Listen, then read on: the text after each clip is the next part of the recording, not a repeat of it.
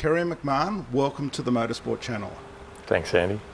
Now, we're going to have a little sit down and chat with you here today. What attracted you to motorsport first off when you were young? Well, I grew up in England, born in Australia. My dad was a dental surgeon, took the family to England when I was 3. We lived there for 7 years, and when I was 9, my dad took me to Brands Hatch, and I saw a motor racing event there, and I pretty much knew what I wanted to do for the rest of my life at that point. It was just fascinating to me, and all these years later, it's still fascinating to me. First race car? First race car, yeah. Look, I built a small open wheeler car and used a Morris Marina engine and transaxle in the back, and home built. And I was a member of a local sporting car club at that time, and that was really my first race car, and took it to various places like Amaroo and Oran Park. And beyond that, I realised I really needed to get into something more significant in terms of a car. Where was your first race in that car? At Oran Park. Okay, on the old circuit, on the old circuit. Wow. Yeah. Not a lot of people can say now that they've raced at Oran Park because it's been shut for quite a few years. That's true, and Amaroo, and raced at Surfers Paradise, and a lot of these tracks are now long gone. Yeah, unfortunately they're dropping like flies, aren't they? Yeah. Okay, let's jump forward quite a few years now to the last 10 years, what you've been doing. Yeah. Touring Car Masters, you ran an SLR 5000. How did that go? Yeah, 2014 we bought a Tony Edwards built Tirana, which was built specifically for Touring Car Masters. He ran a 308 Holden engine in it, very unreliable for him, and so we bought the car as a rolling chassis without that engine, and we fitted a 302 Chev into it. And look, it was a blisteringly fast car, and we had pretty reasonable success in that field. We were top 10 most of the places we went to, and it was pretty interesting, but it's a very expensive form of motor racing, and eventually we thought we're just going to settle back with the Group A cars. Well, we're going to start talking about those now. The heritage touring cars. You've owned a couple of iconic cars in the past. One of them was a Gibson Motorsport HR31. Yeah. In my opinion, one of the prettiest race cars ever built. Yeah, bought that in 2010 off a guy called Rod Markland. It was an ex-Fred Gibson car, and he'd run it reasonably successfully for a number of years, and he decided to sell that and buy the GIO GTR. So I bought that off him in 2010 and ran that for about 5 years, and had a lot of success in that car. Loved that car. In fact, of all the cars that I've had and sold, that's probably the one that I wish I hadn't. And so we had a lot of really good time with that car. Ran that to 2015. And then we bought and restored the 1991 Bathurst Winning GTR, driven by Mark Scaife and Jim Richards, and won Bathurst 91. And we restored that, and the guys here just did an absolutely gorgeous job on rebuilding that car. And we ran that in 2016, and it did to heritage touring cars in 2016 what that car did to the Group A field in 1991. It just walloped them. Yeah. And it was a fantastic privilege to drive the car, but it wasn't a great fun car to race because it just had no peer. Yep. And so I ended up selling that car to a collector, and then purchased the Longhurst Sierra, which you can see sitting on my right. Yeah, yeah. Nissan GTR, it would have to be one of the iconic cars in the world because it was just the absolute Godzilla. You're right. In the 90s, it just blew everything away, and it really killed a lot of motorsport. That's exactly what you're saying now. Yeah, exactly. And it was just such a purpose-built car by the Gibson team. It had so many unique features on it, built in Australia with magnesium bell housing and uprights, and the suspension and brakes was just magnificent. They only built 4 of those cars, and they were the most supreme Group A car ever built. Yeah, yeah. It's quite funny because I remember a story being told to me that Fred Gibson was told never to take those cars out of Australia because they'd embarrass every other GTR in the world. Yeah, he says that was an agreement he had with Nissan in Japan, that he would never run against the Nissan cars in Asia. Yeah.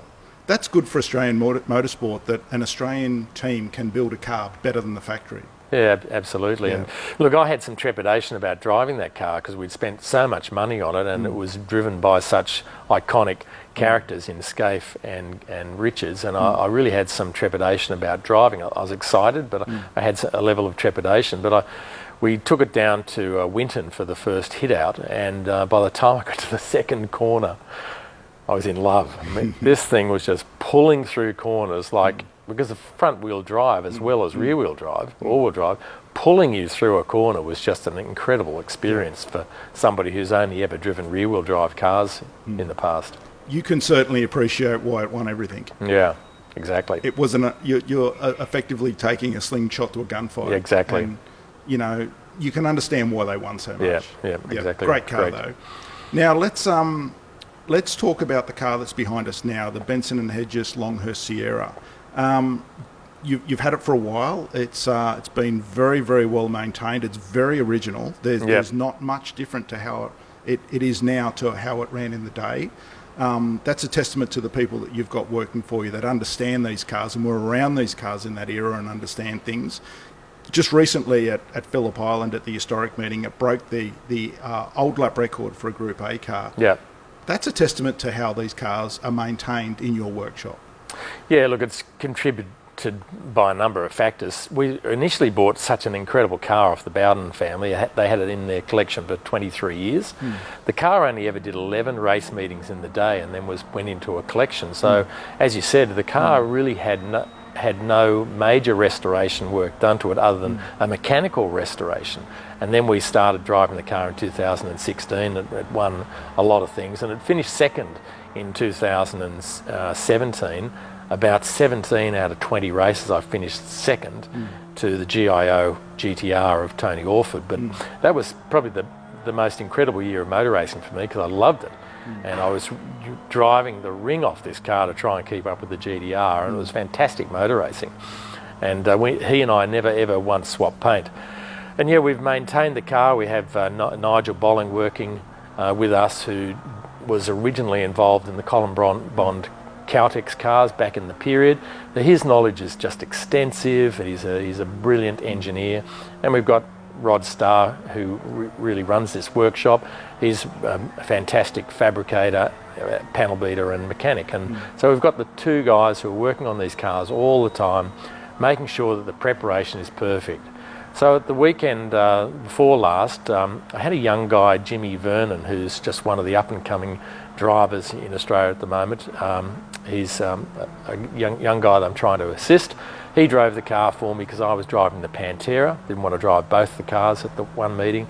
And the car was in fantastic shape, but he took it just that one step further and beat that record of Mark Scaife's down there. And he qualified on pole. He won 5 out of 5 races, and he broke the lap record twice. That's a pretty good effort for someone that really hasn't been around motorsport a long time. And to be fair to him, he's probably never seen a H-pattern gearbox in a race car because he's of such young youth. It's all paddle shift for these guys now and sequential. So for him to get in something as iconic as this, to wheel it around, to break the lap records, to win 5 out of 5, that's a pretty good effort. Yeah. Look, as you said, he's driven Porsche Carrera Cup, he's driven Mark cars in the 12-hour, and he's driven a car with a lot of driver aids. So to get into a 550 horsepower car with no driver aids, all rear-wheel drive with very narrow tyres on the back, it's quite a challenge to drive it, and he just adapted to it so quickly. Yeah. Look, through you, Carey, I've been keeping a bit of an eye on Jimmy, and there's not a lot of people that I see in motorsport at the moment that are doing a really good job. I think Jimmy's doing a great job. He presents well, he drives extraordinarily well, he's got mechanical sympathy, he understands the big picture. Personally, I think you've done a great effort bringing him along, and there's some really great stuff that's coming out for him in the future. Yeah, thanks, sir. But I'm not really doing anything. I'm trying to guide him and assist him. He's an undiscovered talent at the moment. He's totally dedicated to this craft. He wants to be a professional race car driver. He works out every day. He's focused on it. He's not a drinker. He doesn't even have a girlfriend at the moment. He's totally dedicated to this craft, and you can see that in his application to how he performs in the car each time he's driven it. Yep. And that's a testament to a young guy that actually wants to do this full time, and you don't see many of those anymore, and that's why I said that there's not a lot that have that dedication. Yeah. I think he's got it, and I think that's going to take him a long way. Now let's talk about the Pantera, the Group S Pantera that sits behind us here.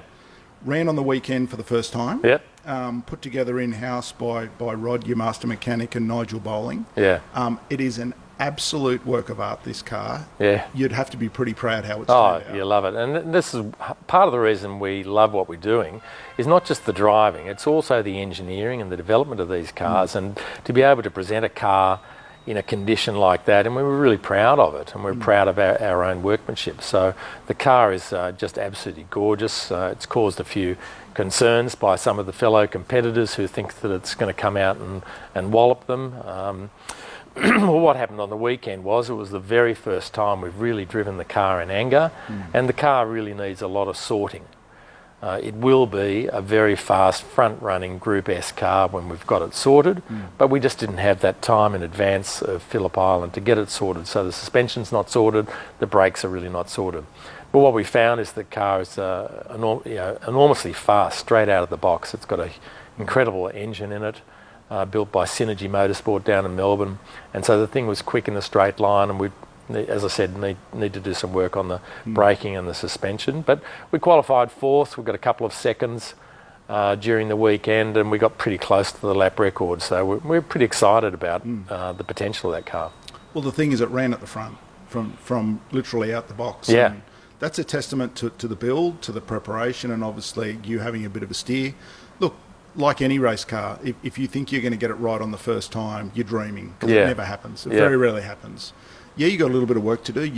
You know, you've already admitted that. But when these things get sorted out, it should be fast because it is a well-balanced car. Yeah. And, you know, these Porsches and Corvettes need a bit of hurry up, don't they? Well, because I think they do. They've had it a bit easy, haven't they? Oh, I think they do need a bit of a hurry up, and they've been very welcoming to us to come into the field, and we raced very closely with the Corvettes and the Porsches on the weekend. No one swapped any paint, and there was a lot of respect shown there. So, and they were quite glowing in their comments about the new car coming in, and they could see that we'd done a pretty good job in putting that together.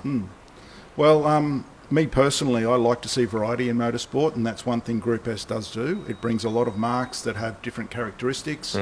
To me, it's true motorsport, where you can use your engineering prowess and you can build something within the rules, obviously. There's no cheating allowed, but within the rules, and you give people the opportunity to pick a different car and to, you know, build it the way they want it within the rules, and then go out there and hopefully it does really well, and this is what yours has done. Yeah, absolutely correct. I mean, on paper, a Tomaso streamlined car with a mid-mounted 5.8 litre engine with a 5-speed transaxle and big wheels and tyres was always going to be a quick car.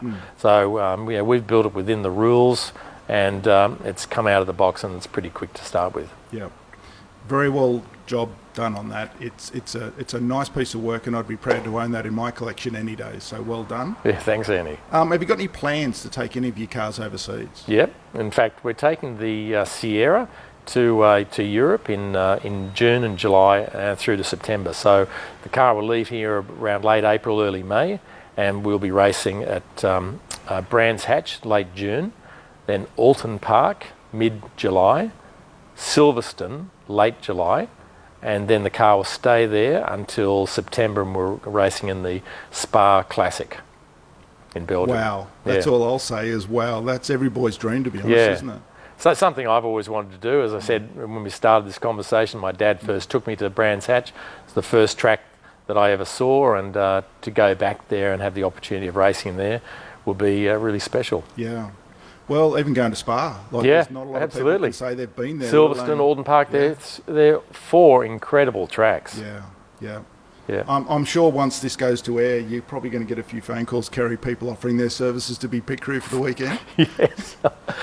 Me included. Yeah, sure. I'm sure I will. I think it's gold, and it's good that you're willing to take this pretty unique car overseas. And look, in its day, it was a really great car, and you've proven now that nothing's changed. It's not a worn-out piece of junk like some of them No. are. It's actually well looked after. I believe the paint's original. Is that right? All the paint's original except for the front bumper bar, yep. Wow. That's unbelievable. Like for a car that's close to 30 years old. Yeah.